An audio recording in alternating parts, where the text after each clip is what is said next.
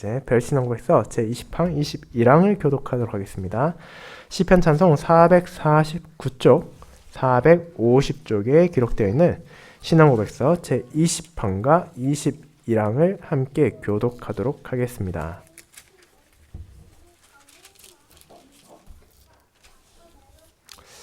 벨즈 신앙고백서 제20항 21항입니다. 벨즈 신앙고백서 제20항. 그리스도 안에 있는 하나님의 공의와 자비. 우리는 완전히 자비로우시며 공의로우신 하나님께서 불순종을 범한 사람의 본성을 취하시고 그 본성 안에서 속죄를 이루시며 가장 모진 고난과 죽음으로 죄의 형벌을 감당하시도록 그분의 아들을 보내셨다는 것을 믿습니다. 그러므로 하나님께서 우리의 죄악을 그분의 아들 위에 두셨을 때 그분의 아들에 대한 그분의 공의를 나타내셨고 죄를 범하여 저주받아 마땅한 우리 위에 그분의 선하심과 인자하심을 쏟아 부으셨습니다. 가장 완전한 사랑으로 그분의 아들을 통해 우리가 죽지 않고 영생을 얻도록 하시기 위해 하나님께서는 그분의 아들을 우리를 위해 죽게 하시고 우리의 의를 위해 그분의 아들을 부활하게 하셨습니다. 제21항.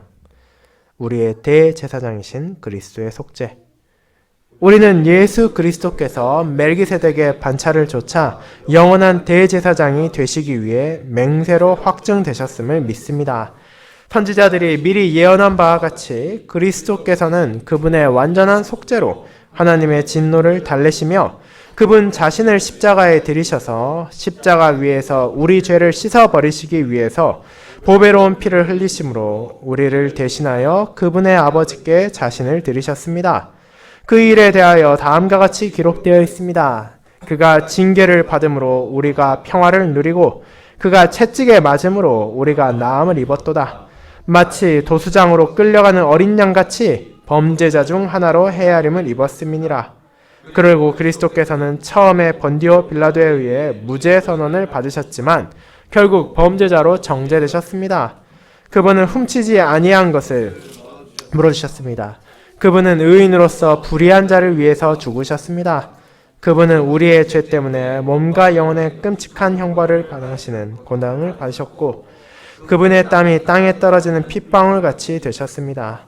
마지막으로 주님께서는 나의 하나님, 나의 하나님, 어찌하여 나를 버리셨나이까? 라고 부르짖으셨습니다. 그분은 이 모든 것을 우리의 죄 용서를 위하여 인내하셨습니다. 그러므로 우리는 당연히 사도 바울과 같이 우리는 예수 그리스도와 그의 십자가에 못 박히신 것 외에는 아무것도 알지 못한다라고 말합니다. 우리는 우리 주 그리스도의 예수를 아는 지식이 가장 고상하기 때문에 모든 것을 해로 여깁니다. 우리는 그분의 상처에서 위로를 발견하며 믿는 자들을 영원히 완전케 하시는 단번에 드려진 이 유일한 제사 외에 하나님과 화목할 다른 방법을 찾거나 생각할 필요가 없습니다. 바로 이것이 하나님의 천사가 그분을 예수, 곧 구주라고 부른 이유입니다. 왜냐하면 그분께서 그분의 백성을 그들의 죄에서 구원하실 것이기 때문입니다. 말씀 묵상 후에는 찬송 1, 2장으로 사도신경을 함께 고백하는 찬송 12장 4, 5절을 이어서 부르도록 하겠습니다.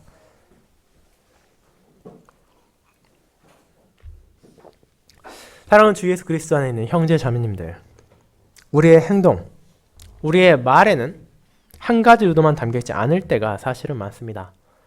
여러분이 직장에서 열심히 일하는 것은 회사에 속한 사람으로서 소명을 다하기 위한 것이기도 하지만 동시에 가정의 일원으로서 혹은 교회의 지체로서 자신에게 해야 할 일을 열심히 하는 것이기도 합니다. 그리고 이와 같이 어떤 대상이 가진 다양한 측면에 대해 알아가는 과정에서 우리는 종종 내가 평소에 생각하지 못했던 혹은 인식하지 못했던 부분에 대해서도 발견할 때가 있습니다. 그렇다면 우리의 구주 예수 그리스도를 통해 우리는 무엇을 보게 됩니까? 신자는 때때로 그분의 모든 사역 안에서 드러나는 다양한 측면들을 인지하지 못할 때도 있습니다. 예를 들어 예수님의 삶과 행적을 칼로 자르듯 나누어 어떤 부분은 하나님의 공의를 나타내는 것이고 또 어떤 부분은 하나님의 자비를 드러내는 것이라고 생각하는 경향이 그것입니다. 그리스도의 성육신은 하나님의 사랑이고 십자가에서 죽으심은 하나님의 심판입니까? 물론 그런 측면들이 있는 것은 사실입니다. 하지만 우리가 말씀을 통해 이해하게 되는 것은 사실 그 이상입니다. 그리스도의 성육신으로부터 시작하여 그분의 승천에 이르기까지 그분은 자신의 삶을 통해 하늘 아버지의 공의와 자비를 계속해서 드러내셨습니다. 그렇게 성육신에 있어서도 우리는 하나님의 공의를 볼 수 있어야 하며 그분의 죽음에 있어서도 하나님의 자비를 놓쳐서는 안 됩니다. 그렇게 할 때 우리는 하나님이 어떤 분이신지를 바르게 이해할 수 있으며 그런 하나님께 합당한 영광을 돌리고 그분께서 내게 베푸신 한없는 은혜에 감사할 수 있기 때문입니다. 오늘 우리는 그와 같은 부분을 고백하는 벨신앙 고백서 제20항과 21항을 함께 살펴볼 것입니다. 저는 이를 우리는 그리스도 안에서 드러나는 하나님의 공의와 자비를 믿습니다 라는 제목으로 나누고자 합니다. 그리고 각각의 항목에서 고백하는 하나님의 공의와 자비가 저와 여러분에게 무슨 의미가 있는지를 그리고 그를 통해서 주어진 위로와 평안을 함께 나누며 거룩하신 하나님 아버지께 합당한 찬양과 감사를 돌리는 저희가 되기를 진심으로 소망합니다. 이를 첫 번째, 독생자 안에서 드러나는 하나님의 공의와 자비, 두 번째, 그리스도께서 성취하신 하나님의 공의와 자비라는 두 가지 대지로 나누어 보겠습니다. 먼저 첫 번째, 독생자에서 드러나는 하나님의 공의와 자비에 대해 알아보겠습니다. 형제자매 여러분, 벨신앙고에서 앞선 항목들을 통해 우리는 그리스도의 인성과 신성에 대해 고백하는 시간을 가졌습니다. 실제로 많은 이단들이 끊임없이 공격하고 왜곡하는 이 진리를 바르게 깨닫지 않는다면 실제로 우리에게 주어진 은혜가 얼마나 큰지를 알 수 없기에 또 우리의 구원을 위해 누가 필요했는지를 인지할 수 없기에 이는 우리가 고백할 필요가 있는 중요한 내용이었습니다. 그리고 우리는 그분의 성육신을 보았습니다. 참되고 영원하신 하나님께서 참 사람으로 이 땅에 오셨다는 것이 무슨 의미를 가지고 있었습니까?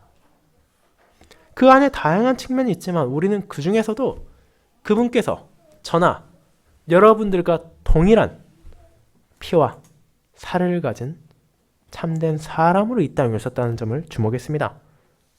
그리고 그것이 우리에게 하나의 확신을 주었습니다. 그분께서 정말 사람으로서 마리아에게서 태어나셨다는 것이 무슨 의미였습니까? 그리고 그분께서 어떤 삶을 사셨습니까? 왕후장상, 귀족이나 혹은 부자들이 누리는 여유롭고 풍요롭고 안락한 삶을 지기다 하셨습니까? 그렇지 않다는 것을 우리는 너무나 잘 알고 있습니다. 그분은 가장 밑바닥의 삶을 경험하시며 인간의 삶에서 찾아오는 온갖 희로애락을 경험하셨습니다. 그분은 인간이 얼마나 연약한지, 인간이 얼마나 부족한지를 체험하셨습니다. 그를 통해 자신의 백성들이 어떤 삶을 살고 있는지, 어떤 고통을 인내하며 어떤 죄와 싸워가는지를 알고 계십니다. 그렇게 그분은 우리를 참으로 불쌍히 여기시며 우리에게 무엇이 필요한지를 아시는 주님임을 확신할 수 있습니다. 왜냐하면 그분께서 저와 여러분과 마찬가지로 참 사람으로 이 땅에 오셨기 때문입니다. 그뿐 아니라 그분께서는 참 하나님이십니다. 그 사실 우리에게 또 다른 확신을 줍니다. 이는 신자의 연약함을 온전히 하시는 그분께서 우리에게 필요한 모든 것들을 주실 권능과 능력이 있으시다는 점이었습니다. 그렇습니다. 우리의 주님, 우리를 위해 이 땅에 오신 그분께서 하나님이심을 선포함으로 성경은 우리에게 흔들리지 않는 확신을 줍니다. 세상에서 우리에게 다양한 고난이 찾아올 수 있습니다.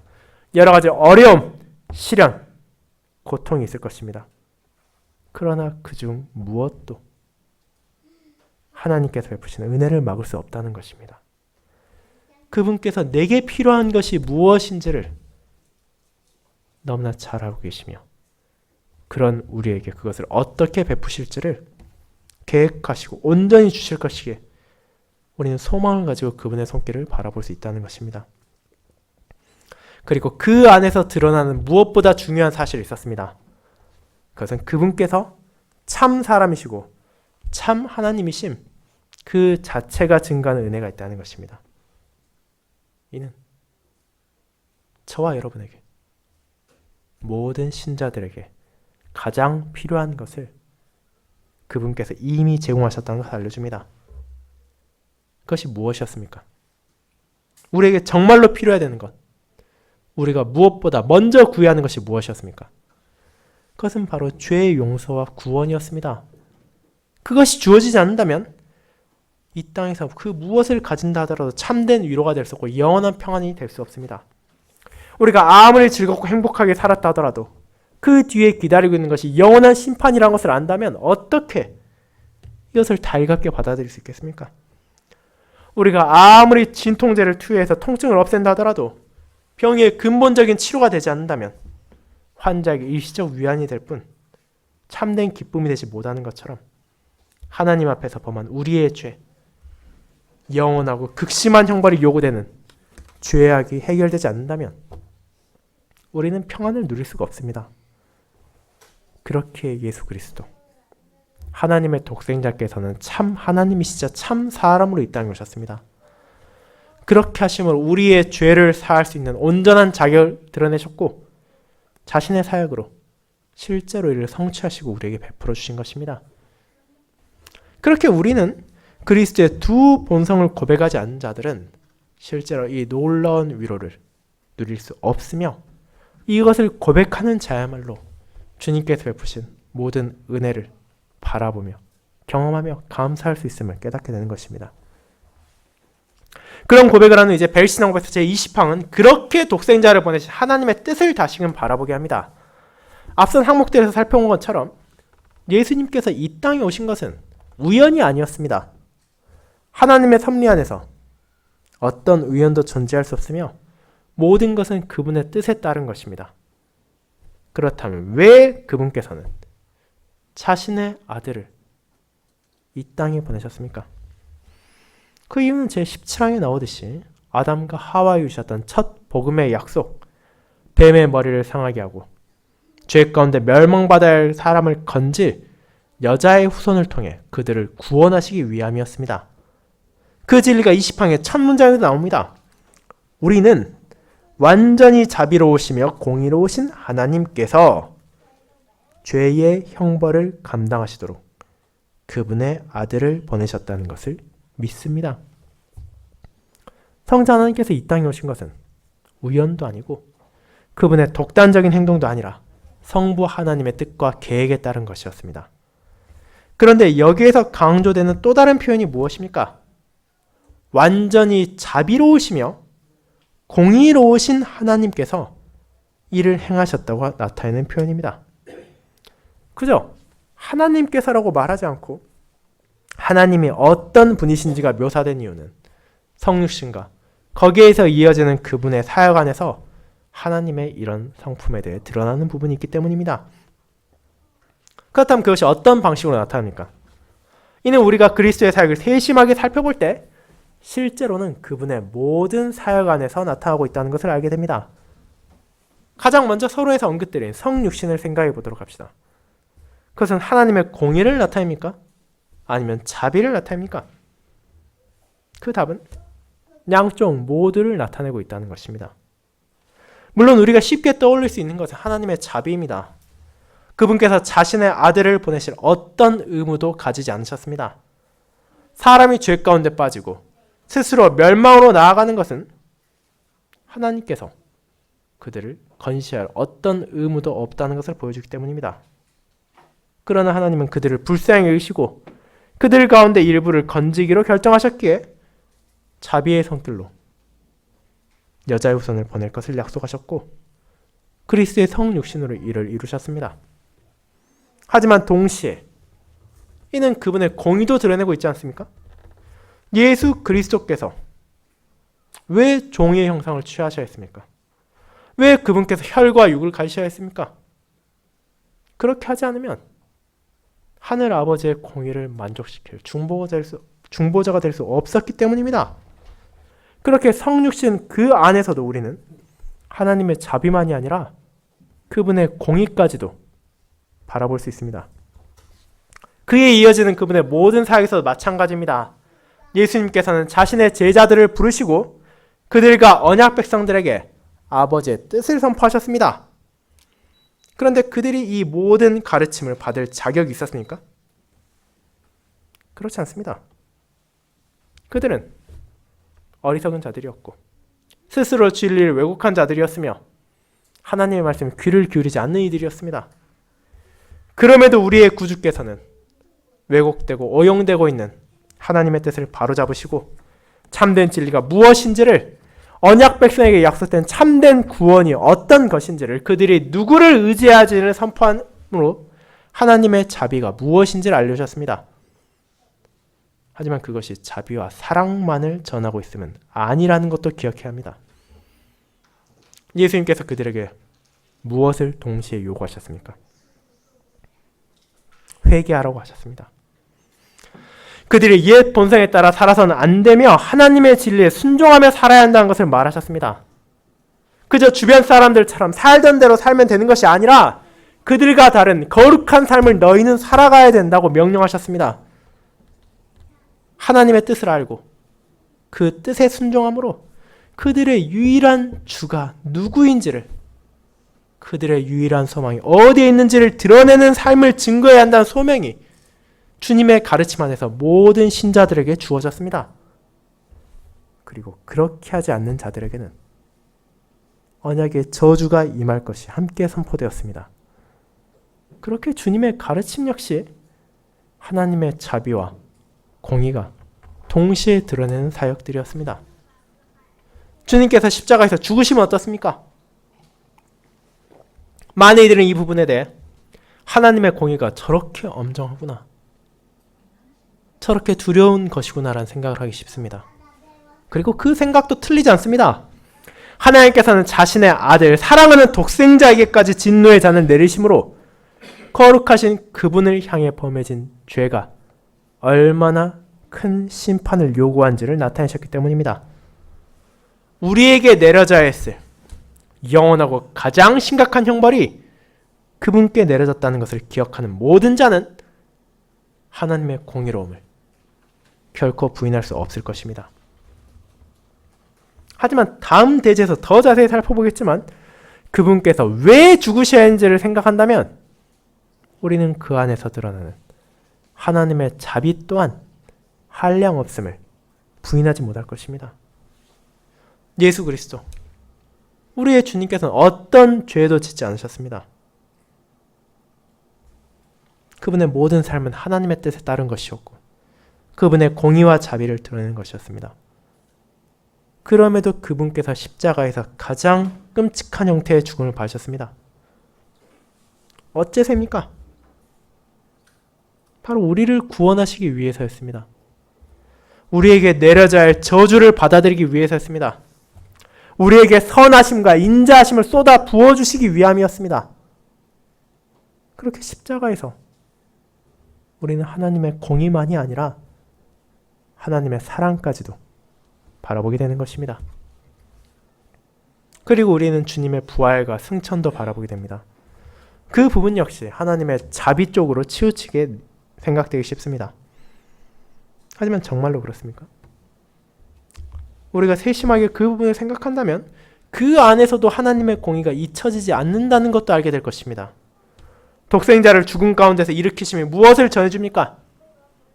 먼저 이는 죽음 그 자체의 의미를 생각하게 합니다. 세상에 왜 죽음이 들어왔습니까? 그리고 그 죽음의 영이 얼마나 심각합니까? 이를 돌아본다는 것은 우리로 하여금 하나님의 공의를 잊지 않게 합니다. 그뿐 아니라 주님의 부활은 죽음조차도 하나님의 뜻을 막을 수 없음을 드러냅니다. 세상의 모든 것의 마지막이라 여겨지는 사망조차도 하나님의 권능 앞에 정복되었습니다. 그 사실은 신자에게 한없는 위로와 은혜를 가져다 주지만 동시에 죄인들에게는 한없는 두려움도 가져옵니다. 왜냐하면 죽음으로도 그들이 하나님의 공의 앞에서 도망칠 수 없다는 것을 보여주기 때문입니다. 그 어떤 세상 법정도 이미 죽은 사람을 벌할 수는 없지만 가장 위대한 재판장이신 하나님께서는 산 자와 죽은 자를 심판하실 것이라는 사실이, 그리고 그럴 수 있는 능력을 가지고 계심이 독생자의 부활에서 증거되는 것입니다. 이를 통해 우리는 부활에서도 하나님의 공의가 풍성히 드러나는 측면이 있다는 것을 알게 됩니다. 이렇게 우리는 그리스도 안에 있는 하나님의 공의와 자비를 바라볼 수 있습니다. 물론 저나 여러분 같은 사람에게 있어서 완전히 공의롭고 완전히 자비롭다는 것은 불가능에 가깝습니다. 누군가 의롭다면, 규칙을 철저하게 지키고 법률을 온전히 따른다면 그는 자비롭기 힘들며, 반대로 자유롭다면, 너그럽고 용서하는 마음이 많으며 사랑하는 마음이 많다면 공의를 철저하게 지키기는 어렵습니다. 죄에 대해 진노하는 사람에게서 긍휼을 찾아보기 힘들며 사랑이 많은 사람에게서 엄정한 의로움을 발견하기란 쉽지 않습니다. 그러나 이와 같은 사람의 기준을 하나님께 적용할 수는 없습니다. 그분께서는 공의롭기만 한 분이 아니라, 자유롭기만 한 분이 아니라 공의와 자비가 온전하신 분이라는 것이 그리스도 안에서 드러나기 때문입니다. 그분의 모든 행적 안에서 우리는 하나님을 바라봅니다. 하나님의 공의는 그분의 사랑을 제거하지 않으며 하나님의 자비가 그분의 공의를 제거하지 않는다는 사실이 그리스도의 삶의 모든 궤적에서 저와 여러분에게 드러나고 있는 것입니다. 사랑하는 자매 여러분, 그와 같은 하나님의 공의와 자비를 모든 삶 가운데 바라보며 의지하고 붙잡고 계십니까? 모든 성도는 우리의 하나님이 어떤 분이신지를 알아야 하며 그분의 성품을 잊지 않아야 합니다. 그분의 사랑을 바라보는 것 필요합니다. 그분의 공의를 잊지 않는 것, 그 또한 필요합니다. 하지만 하나님께서 이 두 가지를 온전하게 갖추신 분이라는 것을 우리는 알아야 합니다. 만약 이런 균형 잡힌 관점을 놓친다면 우리는 마치 장님이 코끼리를 만지는 것처럼 하나님의 한 측면만을 보고 마치 그것이 그분의 모든 것인 것처럼 오해할 소지가 있기 때문입니다. 그분의 공의만을 강조한다면 우리는 하나님께서 어떤 자비도 베풀지 않는 그저 정해진 법에 따라 심판 내리는 기계와 같은 재판장처럼 생각할 수 있습니다. 반대로 그분의 사랑만을 강조한다면 마치 하나님께서 자녀들을 너무나 사랑하며 그에 따라 그 자녀들이 잘못된 길로 나아갈 때도 훈육하지 않고 방치함으로 자녀들을 망치는 어리석은 부모와 같은 존재로 여길 수도 있습니다. 그러나 우리가 그분의 공의와 자비, 그리스도 안에 있으며 그분의 모든 사역을 통해 증거된 이 두 가지 성품을 온전하게 바라보고 이해할 때 우리는 하나님이야말로 우리가 의지할 수 있고 따를 수 있는 그런 분이라는 사실을 깨닫게 됩니다. 그분은 누구보다 의롭지만 누구보다 자비로운 분이시기 때문입니다. 그리고 그런 하나님께서 바로 나의 하나님이십니다. 그분께서 자신의 아들을 통해 드러내신 이 성품들은 우리에게 큰 위로가 됩니다. 내 삶 가운데 역경과 고난이 찾아올 때가 있을 것입니다. 하나님께서는 때론 그런 방식을 사용하셔서 우리가 잘못된 길로 나아갈 때 권면하고 꾸짖음으로 우리가 하나님께 돌아오도록 그분만을 의지하도록 하십니다. 그뿐 아니라 우리의 죄가 가져온 끔찍한 결과를 바라보게 하심으로 우리가 자신을 낮추고 겸손히 하나님께만 모든 영광을 돌리기도 하십니다. 그러나 동시에 그분께서 우리를 사랑하시는 분이시기에 우리는 그 모든 역경 가운데서도 소망을 가질 수 있습니다. 그분께서 내게 주시는 모든 것이 구원에 합력할 것이며 그 아들의 죽음과 부활을 통해 드러내신 그분의 선한 뜻이 바로 내게도 나타날 것입니다. 가장 완전한 공의와 가장 완전한 사랑이 내게 주어질 것이 예수 그리스도 안에 있는 하나님의 공의와 자비 안에서 드러난 것입니다. 그렇게 우리는 하나님을 진실로 믿고 의지하며 그분께서 내게 전해주신 모든 것이 참되다는 것을 확신하고 그분께서 가르쳐 주신 길로 나아갈 때 의심과 염려를 버려야 합니다. 왜냐하면 하나님께서 공의롭고 자비로우신 나의 하나님이시기 때문입니다. 그리고 이것은 두 번째, 그리스도께서 성취하신 하나님의 공의와 자비로 이어집니다. 성도 여러분,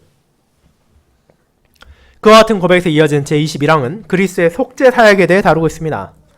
그리고 그와 가장 직접적으로 연관된 그분의 대제사장으로서의 역할에 우리는 집중하게 될 것입니다.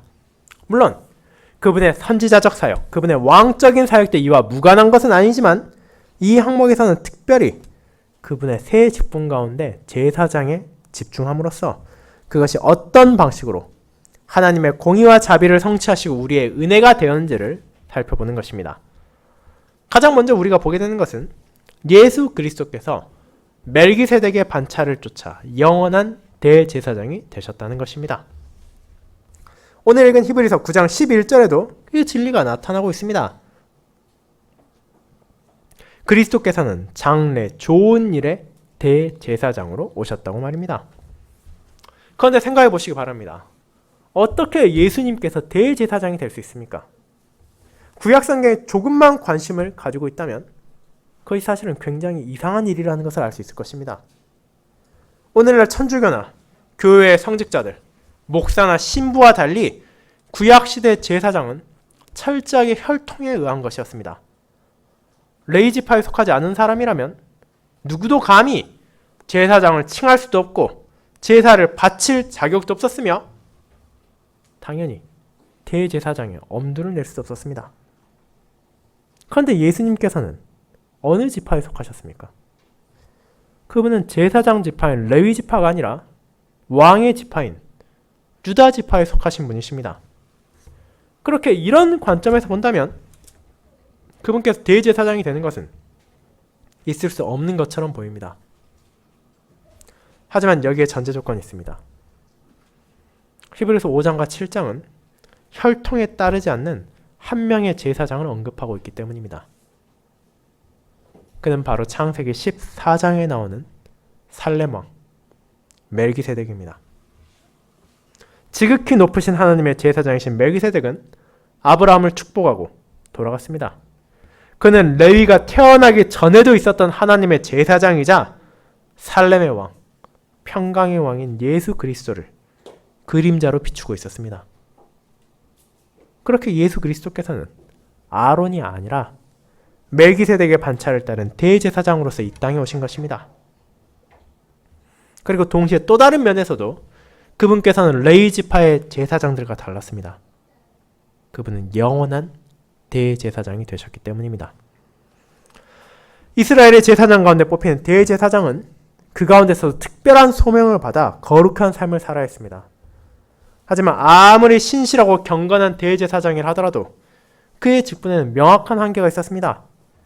그들 또한 우리와 마찬가지로 한 명의 사람으로서 때가 되면 직무를 수행한 능력을 상실하고 언젠가 죽어 장사될 수밖에 없기에 다음 대제사장이 그를 이어야만 했습니다. 하지만 예수님께서는 어떻습니까?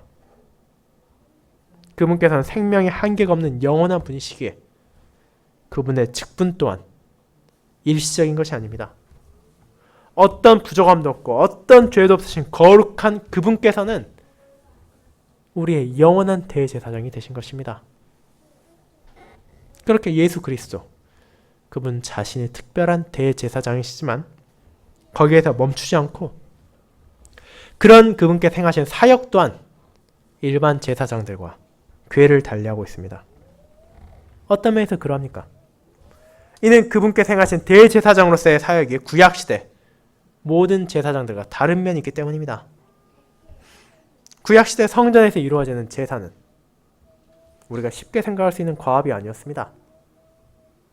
우리는 글로만 봐서 그것을 쉽게 이해하기 어렵지만 성전에서는 끊임없이 소와 양과 새를 비롯한 짐승들이 사람들에 데려와지고 제사장들은 그것을 정해진 과정에 따라 죽이고 해체해서 필요한 부분은 제단에 바치고 또 필요 없는 부분은 버리는 그런 끝없는 노동을 해야 했습니다.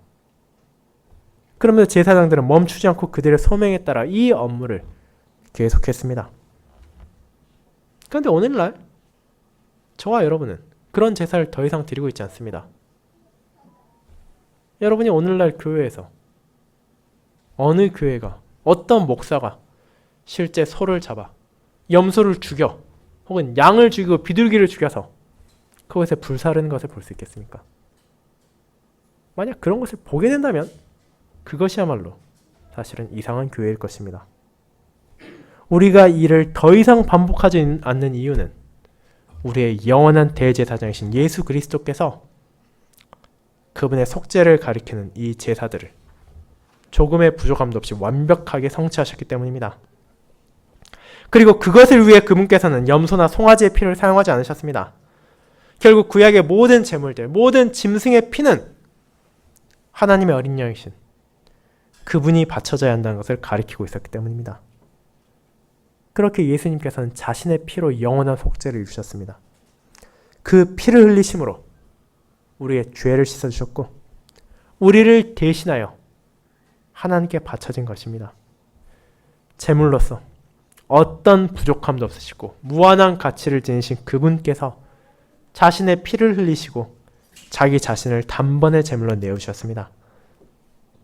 그렇게 하심으로 이제 우리는 더 이상 속죄 제사를 위해 동물을 죽이거나 제물의 피를 흘리지 않을 수 있게 되었습니다. 이제 우리에게 남아있는 것은 오직 그분의 뜻에 따라 나 자신의 삶을 감사의 제물로 바칠 뿐입니다. 그렇게 우리는 대제사장이신 그리스도의 위대한 속죄 사역을 보게 됩니다. 하지만 그분의 대제사장으로서의 사역은 그 이상을 가리키고 있습니다. 이는 그분의 희생제사만이 아니라 그분의 중보사역 또한 유일하고 특별한 면을 가지고 있기 때문입니다. 구약시대 이스라엘의 대제사장들은 매 해마다 한 차례 자기 자신을 정결하게 하고 지성소에 계신 하나님께 나아가 온 백성을 위한 중보사역을 드렸습니다. 하지만 지금 어떻습니까? 우리의 영원한 대제사장께서는 아버지 우편에서 우리를 위한 중보사역을 계속하고 계십니다. 그렇습니다. 대제사장이신 예수 그리스도의 사역은 지금도 계속되고 있습니다. 속죄를 위한 희생제사는 성취되었지만 우리를 위한 중보사역은 그분의 날이 오기까지 멈추지 않는 것입니다. 이제 그런 주님의 사역을 알고 있기에 우리는 나 자신의 부족함을 알면서도 나의 연약함과 나의 죄성과 나의 자격 없음을 알면서도 하나님께 기도드릴 수 있고 하나님께 나아갈 수 있습니다. 왜냐하면 나를 위한 대제사장께서 지금 그분의 사역을 멈추지 않고 계심을 확신하고 있기 때문입니다. 그리고 이런 대제사장으로서의 주님의 사역은 하나님의 공의와 자비를 성취하신 것이기도 합니다. 그분께서 대제사장 되시며 어떤 측면에서 그런 하나님에 대해 드러내고 있습니까? 우리는 제사장이라는 직분 그 자체에서 이를 바라볼 수 있습니다. 제사장은 죄인을 위해 하나님께 제물을 바치고 제사를 주관하며 그들을 위해 기도하는 것을 주된 소명으로 받은 자들입니다. 그리고 이것이 보여주는 것은 죄인들이 하나님께 나아갈 수 없다는 것이며 아무리 거룩한 제사장이라 하더라도 끊임없이 제사를 드리고 중보사역을 해야 한다는 것은 우리의 죄악이 멈추지 않는다는 것을 가리키고 있는 것이었습니다. 하지만 동시에 하나님께서 우리의 제사를 받아주시고 우리를 위한 축복을 내려주신다는 것을 깨닫게 하므로 언약 백성들이 향한 그분의 자비 또한 그들은 보여줍니다. 그리고 그 직분이 그림자로서 나타내는 예수 그리스도, 우리의 영원한 대제사장께서 오셨습니다. 그분께서 온전한 대제사장으로 희생제사를 드리심으로 더 이상 제사를 드리지 않게 되었습니다. 그분께서 영원한 중보사역을 드리심으로 모든 성도가 언제 어느 때라도 감사함으로 하나님께 나아갈 수 있게 되었습니다. 그와 같은 그리스도의 사역, 자기 자신을 단번에 드리시고 그를 통해 영원한 은혜를 베푸심 안에서 변하지 않고 흔들리지 않는 하늘 아버지의 공의와 자비가 성취된 것입니다. 사랑하는 성도 여러분, 그리고 그런 대제사장이 바로 우리를 위해 계십니다. 그분께서 나를 위해 죽으심으로 내 죄를 용서하셨습니다. 그분께서 나를 위해 기도하심으로 중보사역을 이어가십니다. 나는 부족합니다. 죄인입니다. 거룩하지 못하고 불경건합니다. 온전함과는 거리가 있습니다. 그러나 우리는 주님 안에서 그분의 온전함을 향해 나아갈 수 있습니다. 우리의 구주, 나를 위해 죽으시고 나를 구원하신 그분께만 모든 소망을 두며 그분의 상처에서 위로를 받고 우리를 영원히 완전하게 하실 그분의 약속에 기쁨을 줄 수 있습니다. 왜냐하면 나의 주님께서 이 소명을 통해 아버지의 공의와 자비를 성취하셨기 때문입니다. 그렇게 이 항이 고백하는 것처럼 우리는 예수 그리스도와 그의 십자가에 못 박히신 것 외에는 아무것도 알지 못한다라는 바울의 고백에 우리는 함께할 수 있습니다. 그분을 아는 것이야말로 나를 위해 죽으신, 나를 위해 지금도 사역을 하시는 그분을 아는 것이 가장 고상하며 가장 필요하며 가장 중요한 것이기에 우리는 다른 모든 것을 내려놓고 이 진리를 붙잡고 주님을 찾고 그분께 피할 수 있습니다. 그런 우리를 주님께서 돌보고 살피시며 자신의 사역 안에서 영원한 생명을 바라보게 하십니다. 그리고 이제 대제사장이신 그분께서 우리에게 남아있는 유일한 제사, 감사의 제사를 드리며 살아가도록 부르고 계십니다. 그렇게 이 모든 약속에 대한 확신과 위로 안에서 찬양과 감사로 하나님께 영광을 돌리며 그분만을 의지하는 삶을 드러내는 감사의 제사를 함께 드리도록 합시다. 우리의 대제사장을 바라보는 그 기쁨과 감사 안에서 우리는 내게 주어진 죄의 용서와 구원의 약속을 감사의 삶으로 이 세상에 밝히 비추게 될 것입니다. 아멘.